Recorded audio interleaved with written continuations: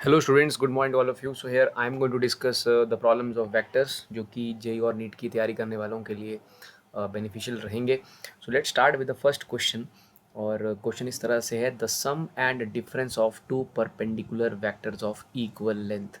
तो हमें बेसिकली चार ऑप्शन दे के रखी हैं। हमें बेसिकली सम देखना है और फिर डिफरेंस देखना है दो परपेंडिकुलर वेक्टर्स का जिनकी लेंथ सेम है। तो मैं सबसे इसमें सही एग्जांपल हो सकता है यूनिट वेक्टर्स का। देखिए आई एंड जे की अगर मैं बात करता हूँ तो ये दो वेक्टर्स ऑब्वियसली एक दूसरे के साथ परपेंडिकुलर होते हैं और इनकी लेंथ सेम होती है। तो पहले इनका सम निकाल लेते हैं। सो आई प्लस जे का सम, देखिए हमें क्या करना है, क्वेश्चन के अकॉर्डिंग दो वेक्टर्स लेने हैं जो कि इक्वल इन लेंथ हो और मतलब उनका मैग्नीट्यूड सेम हो और उनका वो साथ में परपेंडिकुलर हो। तो आई और जे इसका बिल्कुल सही एग्जांपल है यूनिट वेक्टर्स। तो अगर आप आई और जे का सम करते हैं और उसका मैग्नीट्यूड निकालते हैं तो वन का स्क्वायर प्लस वन का स्क्वायर, बिकॉज यूनिट वेक्टर्स है, मैग्नीट्यूड वन वन होता है, so it is root two. ये तो इनके रही बात इनके सम की। और अगर हम इन्हीं यूनिट वेक्टर्स का डिफरेंस निकाल लेते हैं तो इनके डिफरेंस का मैग्नीट्यूड आता है वन का स्क्वायर प्लस माइनस वन का स्क्वायर, तो ये भी आ जाता है अपने पास रूट टू। देखिए दो सेम वेक्टर्स और साथ में वो परपेंडिकुलर, तो उनके सम का मैग्नीट्यूड और उनके डिफरेंस का मैग्नीट्यूड तो सेम ही आ रहा है। लेकिन यहाँ डायरेक्शन की भी बात की जा रही है। तो अगर मैं, देखिए ये आई है, दिस इज़ आई कैप और ये है जे कैप। तो ऑब्वियसली स्टूडेंट्स इनका सम मतलब आई प्लस जे, इनका सम मतलब आई प्लस जे ऑब्वियसली बिल्कुल बीच में रहेगा 45 डिग्री के एंगल पर। और अगर मैं इनके डिफरेंस की बात करता हूँ, लाइक आई माइनस जे की बात करता हूँ, देखिए ये आई है और ये माइनस जे है और ये कौन होगा, ये होगा बेसिकली आपका I cap minus J cap. तो I cap minus J cap भी इस आई कैप के साथ 45 बनाएगा। तो this vector that is basically I plus J और ये वेक्टर आई माइनस जे, ये सम है उन दो वेक्टर्स का, ये डिफरेंस है उन दो वेक्टर्स का। वो दोनों के बीच में जो टोटल एंगल बन रहा है वो क्लियर कट 90 बन रहा है। तो बेसिकली इस क्वेश्चन का आंसर होगा कि sum and difference of two perpendicular vectors of equal length is basically perpendicular to each other, कि उनका सम और उनका difference, like I plus J I minus J, I plus J sum I minus J difference, एक दूसरे के साथ perpendicular है। और जो उनका सम और डिफरेंस है उसकी लेंथ सेम है, मीन्स उनका मैग्नीट्यूड देखिए रूट टू आया है। So option A is the correct answer for this question. आगे चलते हैं स्टूडेंट्स सेकेंड क्वेश्चन की तरफ। The minimum number of vectors having different planes which can be added to give zero resultant. देखिए हमें एक तो चाहिए क्या, ज़ीरो रिजल्टेंट चाहिए और हमें पूछा है कि मिनिमम कितने वेक्टर्स लगेंगे और साथ में कंडीशन है कि सभी वेक्टर्स के जो प्लेन्स होंगे वो डिफरेंट होंगे और आंसर हमें ज़ीरो चाहिए। तो ज़ीरो रिजल्टेंट का मतलब होता है कि आपके पास जितने भी वेक्टर होंगे उनका एक्स कंपोनेंट एक्स के साथ कैंसिल हो जाएगा, वाई कंपोनेंट वाई के साथ कैंसिल हो जाएगा, जेड कंपोनेंट जेड के साथ कैंसिल हो जाएगा, मतलब नेट उनका ज़ीरो बनेगा। तो इसका जो क्वेश्चन का जो आंसर है वो बेसिकली फोर वेक्टर्स है, फोर मिनिमम वेक्टर्स है। तो किस तरह से है, ये बेसिकली बात थ्री डायमेंशनल है but will try to understand with the help of mathematics there. कई बार डायग्राम से हमें 3D आसानी से समझ नहीं आ पाता है 2D में। तो will take an example. So let suppose मैं स्टूडेंट्स एक वेक्टर लेता हूँ ए वेक्टर जिसकी वैल्यू है 2x आई कैप या 2 आई कैप लिखता हूँ simply 2 I cap plus 3 J cap. Okay, that is sum vector A vector.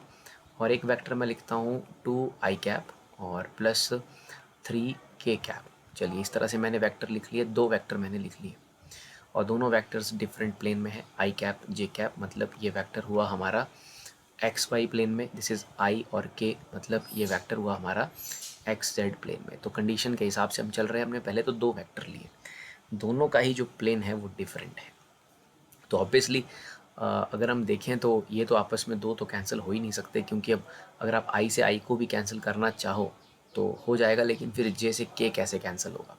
तो दो वेक्टर्स तो नहीं आपको दे सकते हैं आंसर ज़ीरो, ये तो पक्की बात है। लेट सपोज मैं इन वेक्टर्स को सिंपली ऐड कर लेता हूँ। चलिए इनका मैं रिजल्टेंट निकाल लेता हूँ, ए वेक्टर प्लस बी वेक्टर कर लेता हूँ। तो ऑब्वियसली वो बन जाएगा 4i plus 3j plus 3k। ये कोई तीसरा वेक्टर नहीं है स्टूडेंट्स, ये मैंने सिर्फ इन दोनों का रिजल्टेंट निकाला है। मैं सिर्फ ये देख रहा हूँ कि कहीं इन दोनों के रिजल्टेंट को कैंसिल करने के लिए कहीं मैं तीसरा वेक्टर लूँ और वो कैंसिल कर दे रिजल्टेंट को, तो तीन वेक्टर में अपना काम हो जाएगा। तो देखिए इनका मैंने पहले तो दो वेक्टर लिए दो डिफरेंट प्लेन्स में, एक्स वाई प्लेन में और एक्स जेड प्लेन में, और फिर मैंने देखा इनका रिजल्टेंट। तो इनका जो रिजल्टेंट है 4i 3j और 3k आ रहा है, मतलब ये तो 3 डायमेंशनल आ गया। ओके, और हमसे क्वेश्चन में कहा गया वेक्टर हैविंग डिफरेंट प्लेन्स। अगर मैं बात करता हूँ vector in a plane, so obviously vector should have two components X Y, Y Z, Z X, because vector is in a plane. So this is A vector plus B vector, ये तो 3 dimensional है। अब obviously इस A vector plus B vector को cancel करने के लिए मुझे एक वेक्टर, कोई एक वेक्टर जो कि प्लेन में हो, क्योंकि अगर कोई वेक्टर प्लेन में होगा तो या तो उसके पास आई और जे होंगे, या तो उसके पास आई और के होंगे, या उसके पास जे और के होंगे। तो इन दोनों के इस रिजल्टेंट को कैंसिल करने के लिए एक वेक्टर प्लेन में सफिशिएंट नहीं है। तो क्योंकि एक वेक्टर इन्हीं दो कंपोनेंट को तो कैंसिल कर सकता है, लेकिन पूरे इस 3 डायमेंशनल वेक्टर को कैंसिल नहीं कर सकता है। तो हमें बेसिकली मिनिमम ज़रूरत पड़ेगी दो और वेक्टर्स की, दो और वेक्टर्स की ज़रूरत पड़ेगी। और दो और वेक्टर्स मीन्स किस तरह से, दो और वेक्टर इन अ प्लेन। ऐसा नहीं है कि कोई ये सोचे कि दिस इज़ 4i 3j और 3k, कि हम एक ले लेते हैं -4i -3j -3k, तो फिर ये प्लेन में नहीं होगा। Okay, we are taking factor in a plane, तो इस बात का मतलब हुआ कि it must have two components X और वाई, वाई जेड और जेड एक्स।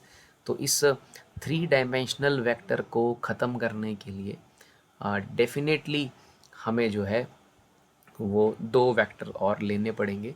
तो इस हिसाब से दो आपने एक्स वाई एक्स जेड में लिए थे, तो इनके जो रिजल्टेंट है ये किसी एक वेक्टर से ख़त्म नहीं हो पाएगा, मतलब 3 वेक्टर से कैंसिल नहीं हो पाएगा।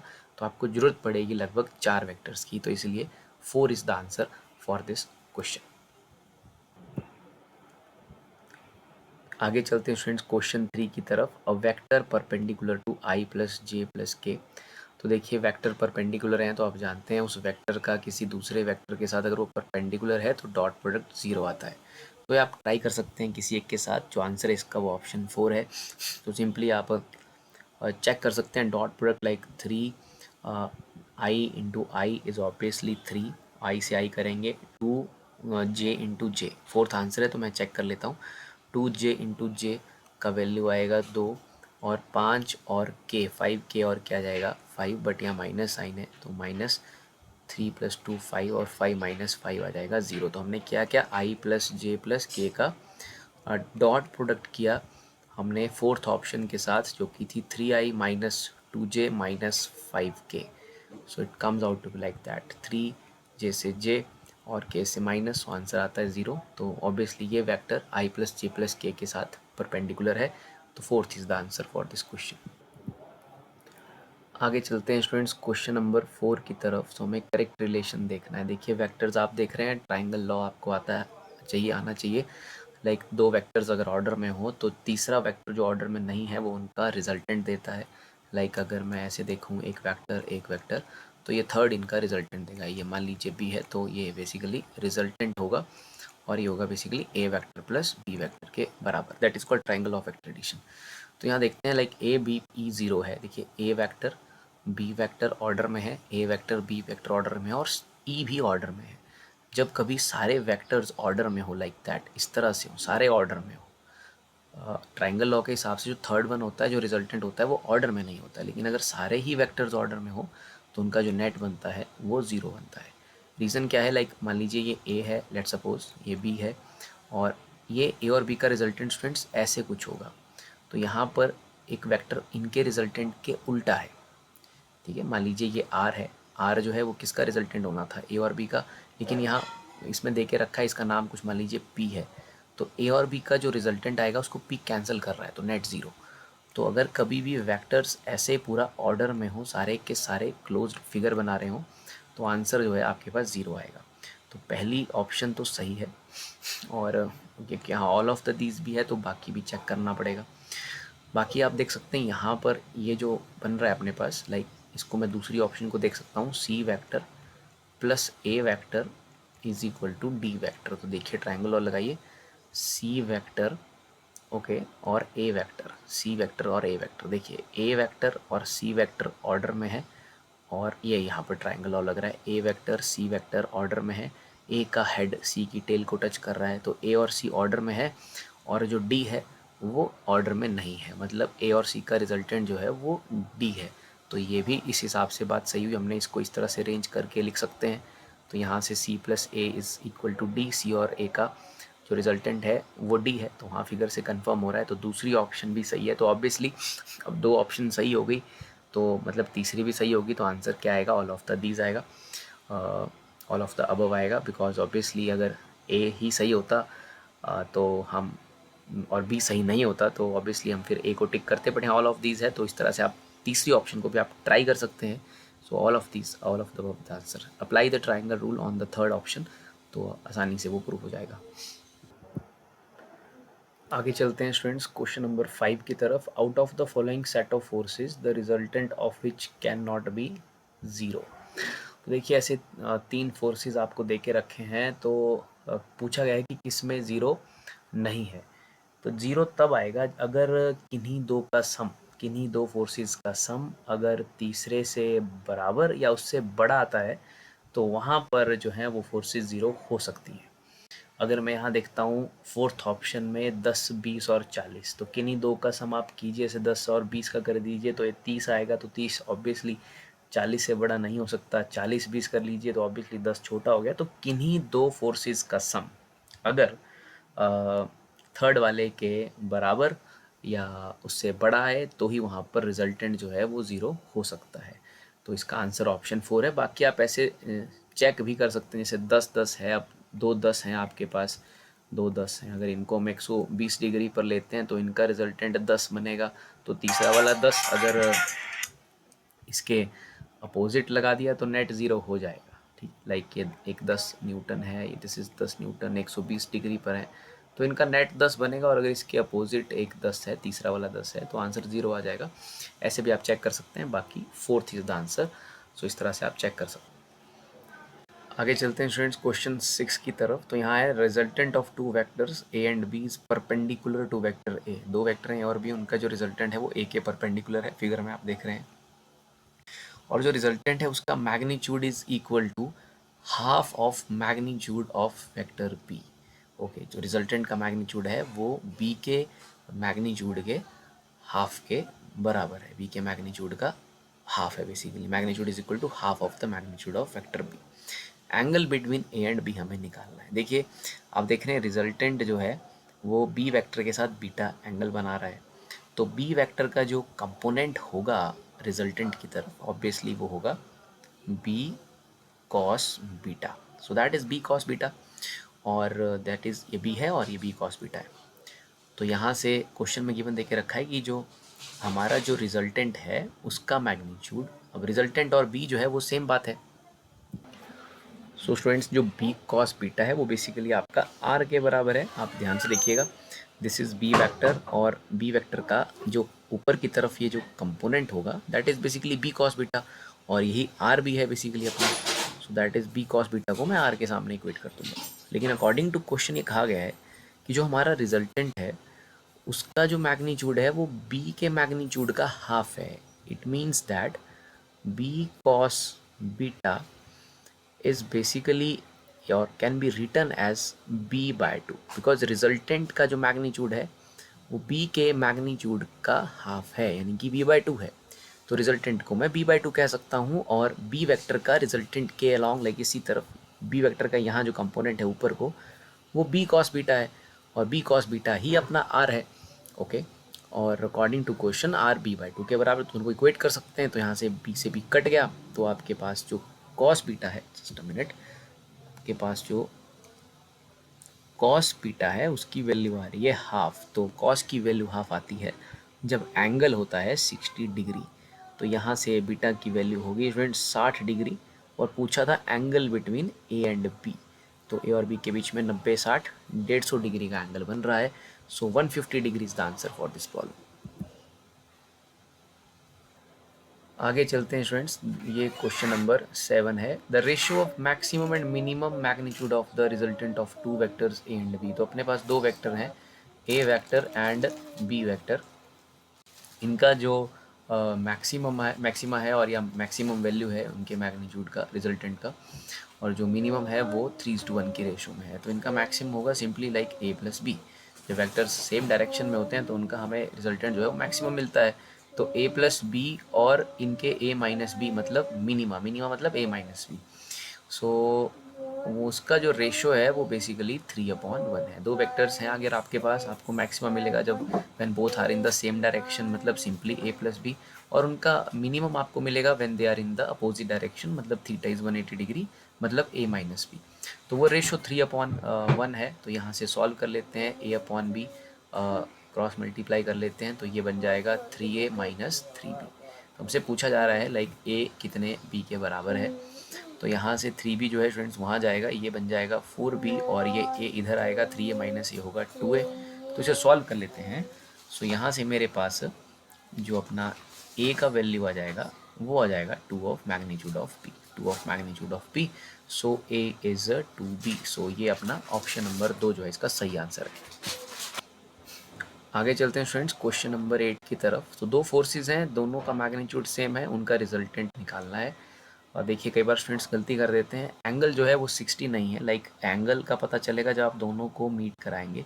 सो this is the direction of F. सो ये जो एंगल है वो 120 डिग्री है दोनों एफ के बीच में। ये डायरेक्शन है एक एफ का और एक डायरेक्शन ये है। तो ये जो एंगल है वो 120 डिग्री है। और अगर सेम फोर्सेस 120 डिग्री के एंगल पर होती हैं तो उनका रिजल्टेंट एफ ही आ जाता है। तो आप फॉर्मूला भी इस्तेमाल कर सकते हो। ये फॉर्मूला है like F square plus 2f cos 120 is minus half. So ये बन जाएगा 2f square and it is plus 2f square into minus half. तो इसे आप सॉल्व कर सकते हैं। 2f square minus F square is root F square और that is equal to F.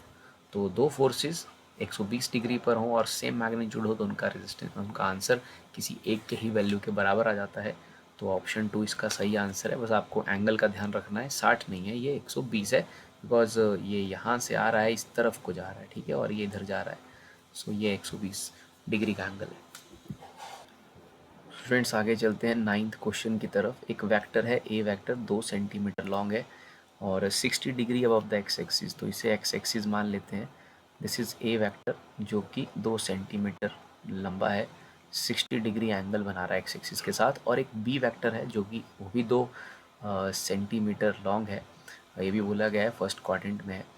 2 centimetre long है, 60 डिग्री है, बिलो द एक्स एक्सिस है and in the fourth quadrant obviously. सो ये इस तरह से है। Below the axis B vector ये भी 2 सेंटीमीटर लंबा है और ये 60 डिग्री बना रहा है, फोर्थ क्वाड्रेंट में है। ये फर्स्ट क्वाड्रेंट में है ऑब्वियसली, ये फोर्थ क्वाड्रेंट में है। हमें इनका रिजल्टेंट पूछा जा रहा है A vector plus B vector. Obviously आप देख रहे हैं दोनों के बीच में जो एंगल बन रहा है वो 120 है। पीछे हमने क्वेश्चन पढ़ा, देखो मैग्नीट्यूड दोनों का ही सेम है, एंगल 120 है। तो दो सेम वेक्टर्स अगर 120 डिग्री पे हों तो उनका रिजल्टेंट उन्हीं के ही एक के बराबर आ जाता है। तो ए और बी का जो सम आएगा, जो वेक्टर सम आएगा, ए वेक्टर बी वेक्टर आएगा, वो सिंपली जो है फ्रेंड्स वो 2 ही आ जाएगा और वो एग्जैक्टली ए और बी के बीच में रहेगा इस तरह से। तो बीच में रहेगा तो मतलब अलॉन्ग द एक्स एक्सिस रहेगा। तो इसका सही आंसर है it is 2 centimetre along positive X axis. Two 2 centimetre along positive axis is option 2 is the correct answer.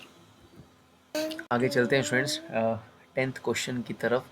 What is the angle between two vector forces of equal magnitude. So दो vector forces हैं अपने पास, दोनों का magnitude same है, such that the resultant is 1/3 of the either of the original forces. तो हम दोनों forces को एफ एफ मान लेते हैं या सिंपली 1/1 मान लेते हैं। लेट्स सपोज सेम ही है दोनों, 1/1 मान लेते हैं, मैथमेटिक्स आसान रहेगा। और उनका जो रिजल्टेंट है, रिजल्टेंट का फॉर्मूला आप जानते हैं, मैं लिख देता हूँ A square B square plus 2ab cos theta. तो अकॉर्डिंग टू क्वेश्चन उन दोनों का जो रिजल्टेंट है वो 1/3 है। तो मैंने उन दोनों को 1/1 माना है, तो उनका रिजल्टेंट 1 आ जाएगा, 1/3 आ जाएगा, 1/3 है क्योंकि।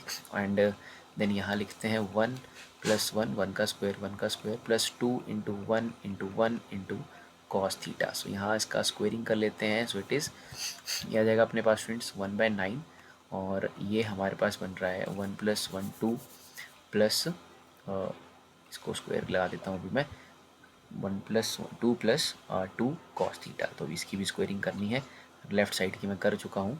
तो आएगा 2 + 2 कॉस थीटा। तो यहाँ से आ जाएगा 1/9 - 2 is equal to 2 cos theta. Solve कर लेंगे इसे, तो ये अपने पास 9 एलसीएम आएगा इसका, यहाँ लिख लेते हैं 9 इसका एलसीएम आएगा। सो इट इज़ 1 माइनस 1 9 ज़ा 9, सो 9 2 ज़ा 18 is equal to 2 cos theta.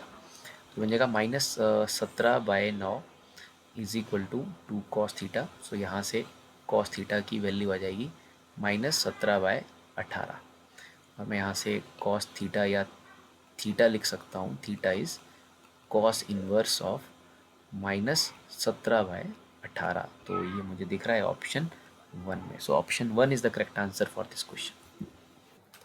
आगे चलते हैं स्टूडेंट्स क्वेश्चन नंबर 11 की तरफ। ए वेक्टर प्लस बी वेक्टर और ए क्रॉस बी का के बीच में क्या एंगल होगा। देखिए, अगर मैं ये ए वेक्टर लेता हूँ और ये बी वेक्टर लेता हूँ, दोनों को प्लस करता हूँ, तो जो मेरे पास like A vector plus B vector आएगा, तो वो उसी प्लेन में आएगा जिस प्लेन में ए और बी वेक्टर हैं, ठीक है। लेकिन अगर मैं ए वेक्टर क्रॉस बी वेक्टर करता हूँ, आपने क्रॉस प्रोडक्ट पढ़ा है, आप जानते हैं, मान लीजिए ए आई में है, बी जे में है, तो आई क्रॉस जे हमें क्या देता है, के। तो अगर हम ए क्रॉस बी करेंगे तो हमें जो नया वेक्टर मिलेगा, मान लीजिए उसका नाम सी वेक्टर है, तो वो उस प्लेन के परपेंडिकुलर आएगा जिस प्लेन में ए और बी हैं। तो मतलब अगर हमने ए और बी को प्लस किया तो जो आंसर आएगा वो उसी प्लेन में होगा जिसमें ए और बी है, और ए क्रॉस बी किया तो जो वेक्टर आएगा वो ए क्रॉस बी के प्लेन के परपेंडिकुलर आएगा। तो इसका मतलब ये सब करने के बाद जो दोनों केसेस में वेक्टर्स बन रहे हैं वो दोनों एक दूसरे के साथ 90 डिग्री पर है। ए प्लस बी का सम उसी प्लेन में आ गया और ए क्रॉस बी का क्रॉस उस प्लेन के परपेंडिकुलर आ गया, तो obviously angle is 90। So π/2 is the answer for this question. आगे चलते हैं 12 नंबर पर। The projection of vector R 3i + j + 2k on the plane X Y has a magnitude. तो यहाँ में कोई प्रोजेक्शन का डायरेक्शन वगैरह पूछा नहीं गया है, सिंपली वैल्यू बतानी है प्रोजेक्शन की इस वेक्टर की, जो कि 3 डायमेंशनल है, आई जे के तीनों है इसमें, लेकिन बतानी है on the X Y plane. तो सिंपली जो इस वेक्टर के एक्स और वाई कंपोनेंट्स होंगे उनका जो मैग्नीट्यूड होगा वही प्रोजेक्शन होगी। तो सिंपली इसका लाइक आई कैप का जो वैल्यू है, मैग्नीट्यूड है एक्स में, वो है 3। सो उसका मैग्नीट्यूड आएगा 3 का स्क्वायर प्लस जे का आ जाएगा 1 का square. So that is the value of projection, और ये उस प्रोजेक्शन का मैग्नीट्यूड आ रहा है। सो इट इज़ 9 + 1, और जो कि आ जाएगा हमारे पास √10 के बराबर। तो option 4 is the correct answer for this question. आगे चलते हैं 13th की तरफ। दो वेक्टर के सम का मैग्नीट्यूड उसी एक वेक्टर के बराबर या उसी बी वेक्टर के बराबर, मतलब ए और बी का सम किया हमने, उसका मैग्नीट्यूड या तो ए के ही बराबर आ रहा है या बी के ही बराबर आ रहा है। तो हमने ऐसे काफ़ी क्वेश्चन पीछे देखे कि अगर मेरे पास एक वेक्टर एफ है और दूसरा वेक्टर एफ है, तो एफ और एफ का जो सम होगा वो एफ कब आएगा, एफ तब आएगा जब उनके बीच में थीटा होगा 120 डिग्री। तो ऑब्वियसली ऑप्शन ए इसका सही आंसर है। ए वेक्टर बी वेक्टर के सम का मैग्नीट्यूड ए ही आ रहा है या बी ही आ रहा है, उसी के ही बराबर आ रहा है, तो ऐसा तब होता है जब थीटा उनके बीच में 120 डिग्री हो। सो आगे चलते हैं स्टूडेंट्स क्वेश्चन नंबर 14 की तरफ। सो वेक्टर्स हैं, A vector i + 2j + 4k, B vector 5i represent the two sides of triangle, then the third side of the triangle can have the length equal to. So दो vector जो हैं वो triangle की दो sides को represent कर रहे हैं, तो थर्ड साइड हमसे पूछी जा रही है। तो जो थर्ड साइड होती है स्टूडेंट, उसकी वैल्यू हो सकती है या तो ए वेक्टर प्लस बी वेक्टर के बराबर, या उसकी वैल्यू हो सकती है A vector minus B vector के बराबर। इस तरह से आप उसको फाइंड आउट कर सकते हैं। लाइक देखिए, जैसे ये मान लीजिए ए वेक्टर है और मान लीजिए ये बी वेक्टर है। ऑब्वियसली तो ये दोनों वेक्टर ऑर्डर में है, तो जो थर्ड साइड होगी, मान लिया वो सी मान लिया हमने उसे, वो होगी basically A vector plus B vector के बराबर। So third side can be A vector plus B vector. और अगर लेट सपोज कुछ इस तरह से we have the vectors like this is C vector and that is B vector, इस तरह से है, and this is our A vector. So using the triangle law we can say that C vector, third side C vector is sum of C vector plus B vector is equal to A vector using the triangle law, two vectors in order and उनका सम जो है तीसरे के बराबर जो कि opposite order में है। तो यहाँ से मैं C वेक्टर को लिख सकता हूँ A vector minus B vector, मतलब जो सी का जो मैग्नीट्यूड है it can be A vector minus B vector, और सी का magnitude can be A vector plus B vector. तो यहाँ सी और ए हमारे पास ए और बी हमारे पास देख के रखे हैं। A vector is basically I plus 2j plus 4k और बी वेक्टर की वैल्यू है 5i। तो यहाँ से अगर मैं ए वेक्टर प्लस बी वेक्टर को फाइंड आउट करता हूँ, मैं देखा कि सी क्या हो सकता है, ए प्लस बी और ए माइनस बी हो सकता है। तो अभी हम ए प्लस बी सॉल्व कर रहे हैं।